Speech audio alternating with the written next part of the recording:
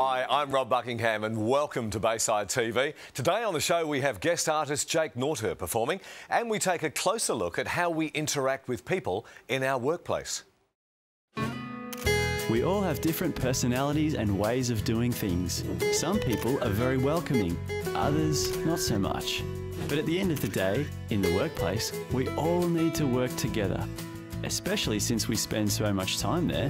Is it normal to get along with everyone? Or is there always going to be someone there that we don't always see eye to eye with? How to deal with conflict in the workplace. Today we've got Sean Cosgrove with us, radio and TV personality. Hey Rob, good to be here. Great to have you here today. You're working in radio at the moment too, I Yeah, believe? Sky Radio these days. I'm a bit of a switch hitter. I go between music and sport, and these days working racing on Sky Radio around Australia. Okay. And a bit of voiceover work and TV work. So. Wonderful. You've got that whole radio voice thing happening, which is great. It wasn't always like that. I can imagine. Richard Kasperczyk is a clinical psychologist? An organisational psychologist. Tell us a little bit about what you do, Richard. Well, one of the things we do is mediate between people having conflict in their workplace. But essentially we deal with all sorts of people issues in the workplace. Okay. And hopefully creating workplaces where people love to work. Positive workplaces where people want to go back to work on Monday. Can't wait to get to work on Monday. So can't wait for Monday morning. Oh, I want to hear more of what you've got to say. And of course, my wife and lovely co-host, Christy B. Yeah, I'm looking forward to today's show. It's going to be good. Yeah, wonderful. What do you particularly want to get out of today's discussion? Just interested to find out, you know, the balance of enjoying work and doing work. And where should people be happy that they've actually got a job versus hoping that it's like Nimbin in there and everybody loves each other, you know, kumbaya type thing. Yeah, OK. Have you ever experienced conflict in the workplace, personally? Absolutely, I work with you. What can I say? No. OK, now moving along, let's see what Sean has to say.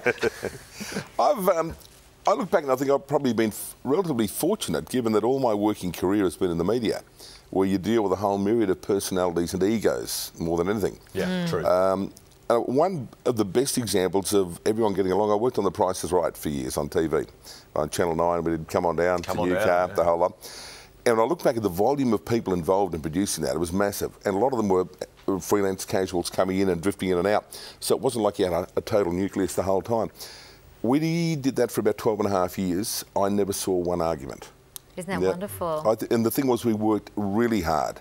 We worked long hours, up in the morning and long hours, and I never saw an argument. The only time I ever saw anyone get angry, and it was a cameraman, believe it or not, and I look around, these ones are just... Yeah, no, these guys are all fine. They're good. What happened was he was frustrated that he missed a shot, went outside and kicked the door a few times, whatever, and got out of the system. And that was cool. Well, at least he kicked a door and not a person. Well, exactly, because I was the closest one, Rob. And I thought but I thought that was an unusual situation. There were that many people working for so long with deadlines, pressure, the whole lot. It wasn't like we're just cruising in, you got to build a table today, if not, finish it tomorrow. Yeah. So, Richard, is that an unusual situation, would you say? I hope not. I hope that actually happens very often. But what I'd like to immediately look at is leadership. What was the leadership like in that workplace? Because probably you knew what you were doing, had a good workload, you know, just enough, not too much, not too little. Look, we worked really hard. I reckon one of the key issues in this, and I think everyone who worked with us would say the one thing, we worked with Larry Emder, who's one of the loveliest guys. He was just a champion guy, Larry. And that was like a calming influence from the top. It was like just flowing down. The fact that he was there, he was in control, never saw him get flustered, never stressed out. I'm a pretty laid-back character myself, so we just were like two naughty boys having fun doing it.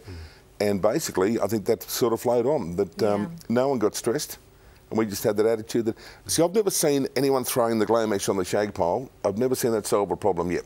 When they throw the handbag down. It doesn't fix one thing. It doesn't. But that's the overt thing. I mean, I've experienced the covert thing where, as a young woman, in fact, I don't think they realised what age I was. I was about 19, came out from Ireland, got a job, and was actually earning, it was in sales, and earning 3 times more than some of the guys. And I'd never experienced that kind of envy and jealousy. And I was just shocked by it. It was actually a 50-year-old man. And I just said to him one day, I hope no one, you've got 2 girls, and I hope no one ever treats you like this, because I just was doing my job and doing it well, and they were like, you know, I owed them, and Yes. That's interesting you say that, because I've been having chats with a young girl who's in the racing industry, so working that, and she's a jockey. And she's been successful, and because she's an attractive, young, successful female, one night she rang up, and this is a bizarre relationship. We're just really good friends. She lives in the state, we've never met. Right. But I happened to interview her once or twice, and we talk quite often on the phone. She rang up, and she broke down and she said, how do I handle when people are being really mean to me? Mean, yeah. And I said, well, firstly, I'll have a guess at who they are, and I reckon I can describe them in 3 words. Tell me, because I think unsuccessful, yes. jealous males. And about what age? Probably early 20s. Okay. And I said, that's it. And she said, what do I do? And I may have been totally wrong. I just said, you know what to do? Give them the biggest smile ever. And just keep grinning at them and turn around and walk away. Yeah. And I said, when they don't get a reaction, they'll drop off real quick. They'll leave you alone. Yeah, very true. Richard, how widespread is conflict in the workplace? Because you deal with this all the time, don't you? It is pretty much existent in every workplace, because I think wherever people are, there will be conflict. And it depends what level of conflict we're talking about. So you're talking about covert behaviours, which could actually be almost described as bullying. Well, now when I look back on it, it was because they wouldn't pass on messages and, you know, not write down notes of where I had to be, because if we, you know, whoever was on duty so would pass on the message. So they tried to make you look stupid or incompetent. Yeah, and I just couldn't believe that anyone would actually do that. Yeah, so people, that's when the conflict becomes personal and it becomes far more than conflict. But if you think of conflict as differences that people find difficult to settle, then every workplace has them. The question is what level, you know, you take it to. And what level is actually okay, because you know, your workplace is your workplace. It shouldn't be your marriage, and it shouldn't be your, you know, the community that you live and breathe in. You know, some stuff just maybe needs to be, that's just work. That's my colleague who doesn't agree with me. Yes. And people often get to that stage when they try to resolve the conflict. They say, well, I don't want to be your friend. I don't have to be your friend. I just need to be professional enough to work with you. And it's a matter of respect. Everyone's entitled to a safe and comfortable workplace. Yeah. That's what it boils down to. But you should feel comfortable when you go along and think, I'm not stressed out, I don't have to be worried about anyone. And safe includes psychological safe these days. Yeah, it's a mental safety as well as physical. Safety, exactly. What are the typical causes of conflict? What leads to it? Typically would be personality clashes. I think that's what people would think. About 50% of people say when we ask them what causes conflict, it's that. It's differences in personal styles, but very close after that you have got leadership, poor management styles, and workload, too big a workload, stresses that causes, and particularly organisational issues such as clarity. If you haven't got clarity about who my boss is, I don't know what to do, don't know what's expected of me. I've got 2 bosses perhaps. So there's lack of clarity that causes. And paradoxically, I find people who are most in conflict in the sense of having differences of opinion are those who are most passionate about their work. Those who want to have the job done to the best of ability, their own way. What about those? Not necessarily the best way. But they're so passionate about the... But what about those people who see the people who are passionate and working long hours, don't want to do that? The expectation is not that they do that, but they create this kind of thing of they're driven, they haven't got a balance in their life, but they're perfectly happy because their gift set allows that, their abilities allows that. So what about, do you see envy and, like, you know, what if there's, you know, the nature of the work is competitive, like a sales role or a, you know, does that come into it? Because that's not really personality, that's more comparison driven. Well, it's competition, and that's where leadership comes into it big time. Just about to say, I worked in one environment where we had absolutely no respect whatsoever for the boss, and zero respect for him. He was a horrible, awful person. And that was where we saw a lot of problems. And they all, when we traced them back, they all stemmed from him. Wow. And that was it, to the point, as an example, I came back late one afternoon and there was a beautiful girl who was working there, she was engaged, getting married in 3 months' time. I saw her in her office in tears, and I saw him and said, how are you? Having a chat, and I said, everything okay? Don't want to talk about it? No. And then all of a sudden I just bounced, I said, how long has he been doing it? And she looked at me shocked. I said, how have you? I said, I've just known, and I was bluffing. She said, about 3 months.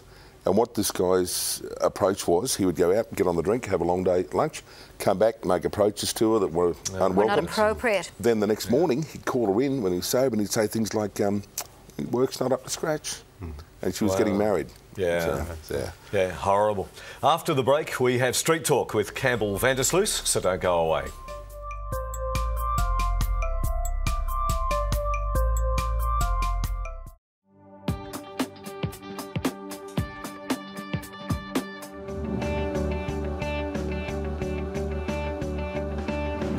come across so many different types of people and personalities throughout our career.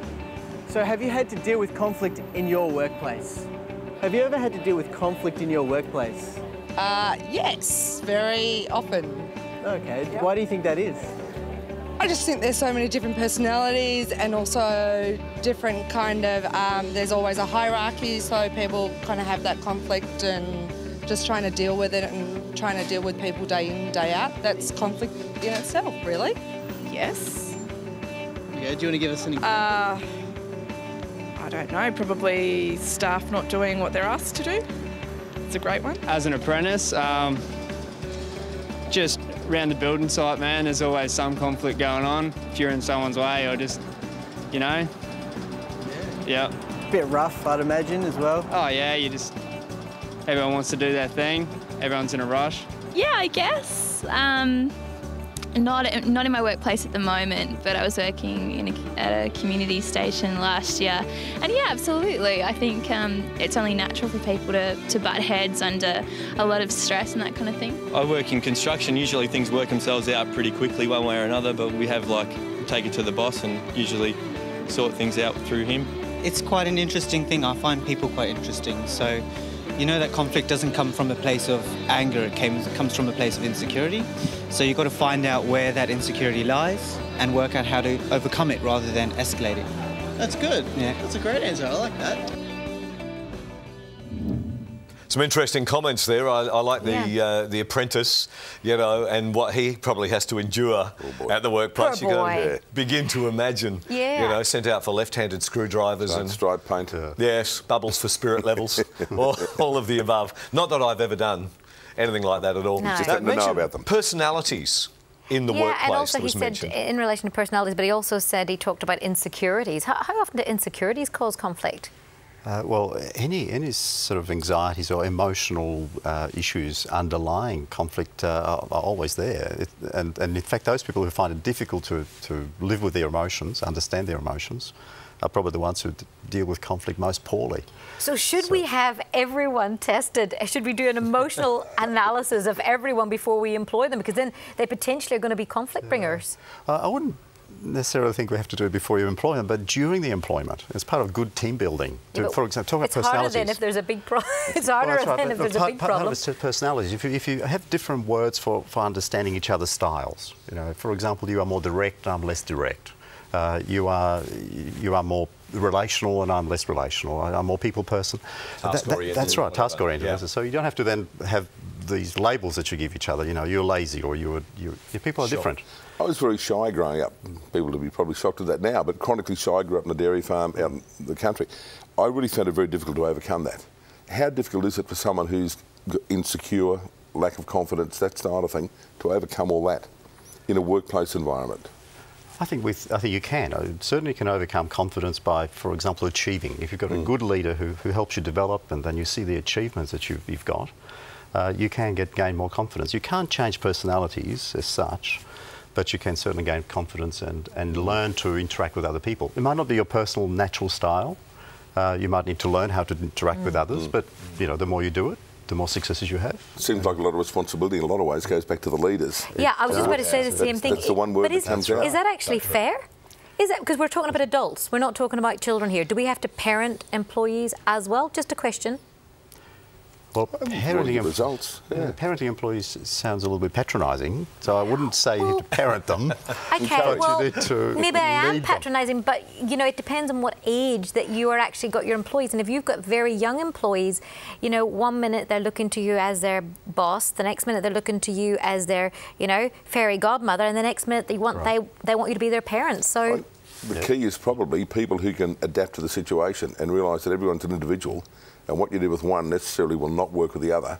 And where sometimes you might have to use a bit of force with one, be gentle with the other. Yeah, that's true. I think part of the challenge is where you don't have clear lines of communication or authority or responsibility. And you mentioned earlier, Richard, about where you've got maybe two bosses in a workplace. I remember when I was at college working in a supermarket where there were so many managers over different departments, and you know, one boss would tell you to do something and you'd be doing it, another manager would come in and tell you to do something else, and in the end, I mean, the conflict that was just unbelievable trying to work there. That's right, and add to a different personality mixes and someone with inferiority complex. Or and they say, "Oh, don't do what that boss has told you because I'm telling you to do this." But is it like a 50-50 share, or is it does it ultimately, in your opinion, come down to the leadership, or is there a responsibility of the staff member to go, you know what, I need to deal with, like, how much is it the leader's responsibility to help you through your personal issues? Sure. Well, it is everyone's responsibility, of course, to a certain extent, but it's leaders' responsibility to remind them that it is their responsibility. Right. So yeah.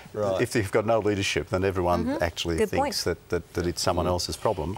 And with what Rob was saying, like, if you have communicated, you've got an organisational chart and whatever, and somebody refuses for, you know, whatever reason to follow that chart, is it just because it's not communicated, or is it because they just don't want it to be that way? It could be that they are just wanting to do it their own way. Right. So someone needs to bring them into line, because if that happens to be their peer, that leads to more conflict. So it is the leader's role to say to them, this is the boundary, this is what you're expected to do, and I'll keep you accountable for both your performance and your behaviour. Yeah. And leaders forget that sometimes. I think encouragement and the word thanks often makes a hell of a difference with people too. Yeah, very true. It's like you keep kicking a dog, eventually they'll turn around and bite you. Yeah. Whereas, you know, you look after him, you get a mate for life. Appreciation. And then the flip side of that is also true, where, you know, at schools now, etc., where even if you come 20th, you still get a badge. And there actually, nobody talks about the person who got the silver medal or the bronze medal. And I think sometimes you can also create an environment that is so positive that if you forget once, the person... They get offended. Yeah. I wonder if we're being unrealistic sometimes in workplaces too, where we think that conflict is not just a natural part of where we have human beings together. Does that maybe take some of the pressure off, just thinking, yeah, this is going to happen? Yeah, I saw a classic example at a radio station of two guys who got to the point they were going to physically blue, and the boss said, well, if you're going to, I better let you know I was a former Golden Gloves boxing champion, I was a referee. And they looked in shock. He said, off with your shirts, downstairs. And they looked, he said, righto, to your corners, come out. And then he looked, he said, it's pretty silly, isn't it? And they said, yeah. So put your shirts back on, come on up we go. Brilliant. And took him to his office, cup of coffee. It was, because I didn't know where they could find him. That's fantastic. I love that. That's really old school, but I love it. And he was a Golden Gloves boxing champion too. He took him in, sat down, said, let's have a coffee, let's sort this out so we don't get to this point again. You see, I'd be thinking of the litigation behind that. What happens if somebody kills somebody? I mean, that was back in the late 70s probably. If you did that now, all sorts of, everyone would be there. You can't do that. I do something similar, actually. I always tell people I know origami. Does that work? They feel threatened. They feel really threatened. If they misbehave, I just fold them, you know. But you see, Rob, it goes back to what you define as conflict, because if you think of it as just differences of opinion, differences of my style versus your style, conflict will be everywhere. But where the crux is, when you take the conflict about issues and problems and so on and make it personal. If you start attacking the person, we can make sure that doesn't happen. That almost becomes bullying then, doesn't it? Well, and we actually need differencing opinions, because otherwise we don't have those cross-checks. You don't want innovation of any sort. Mr. and Mrs. Bland working for you. You want someone who'll put forward ideas. But I think the thing is, if you put forward ideas, you've got to be prepared to have them knocked down sometimes. That's true. And be prepared to accept that, hey, I'm not the sharpest tool in the shed on this one. Somebody else is. But you see, that right there, I would say, no, it's not a matter of you being the sharpest tool. I'm not going to call you an idiot or incompetent, but I can talk about this, you know, idea was not very good. So it's focusing on the idea rather than the person. Well, we had an incident of that where this particular person came to us with an idea that was actually somebody else's, but we had worked on it a certain way, his way, for a while. And then he wanted to go this way, and another team member went, oh, well, we could do this. And the impact of the new team member was completely this. And they're like, it ended up nothing like what I wanted. I said, you know what, as your leaders, we bring an idea, and it ends up nothing like but it's better. Because that's why you're here, to make it better. Input from people. Absolutely. Yeah, so true. Just to finish up, what advice would you give to someone in a conflict at work? So start with you, Sean. Firstly, start by talking. That'll be the first thing. And I think you've got to approach the person.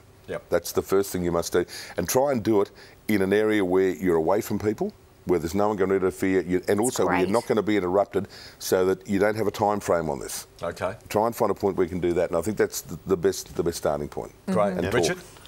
Try to control your emotions. Certainly talk, but before you start talking, get your thinking straight. That just because they did something to you doesn't mean that they intended to do it. Just because you hurt doesn't mean that they intended to hurt you. Great. Christy? And I would say try and separate the function of what the person did from the actual person. It doesn't make them the scum of the earth. It's a thing that they did. Okay. And don't get personal. Yeah, don't get personal. It's good. After the break, we have Jake Norter performing live for us, so stay tuned.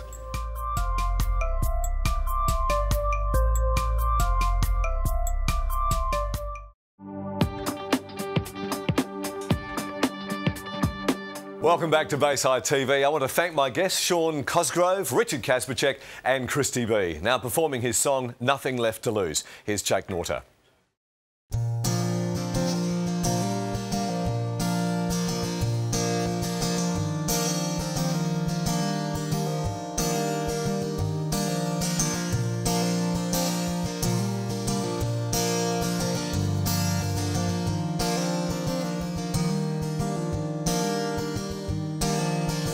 This won't fade away. I won't change my mind the way I'm feeling tonight. I can't hold it in, I gotta let it out, unburden my mind. Because I've tried ordinary, I've tried everything. Now I come with nothing in my hands. Now there's nothing left to lose. Oh, there's nothing left to lose. I gotta give this up. Don't wanna spend my time just waiting for the day this life of mine. Wanna get it right for you, starting tonight. I've tried ordinary, I've tried everything. Now I come with nothing in my hands. If I'm broken, you could heal me with your love, make me whole. Do something that's real, something that's good. Now there's nothing left to lose. There's nothing left to lose. Oh, to lose, nah, nah, to lose, nah, nah. There's nothing left to lose. There's nothing left to lose. Yeah, there's nothing left to lose. There's nothing left to lose. 'Cause what you've done is opened up my eyes, and all I see is your blue skies. Yes, I concede, I know it's true. I once was lost, but now am found. I once was lost, but now am found in you.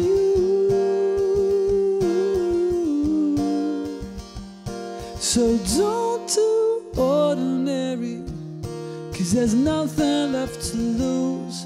There's nothing left to lose. One day I was lost, but now I'm found in you.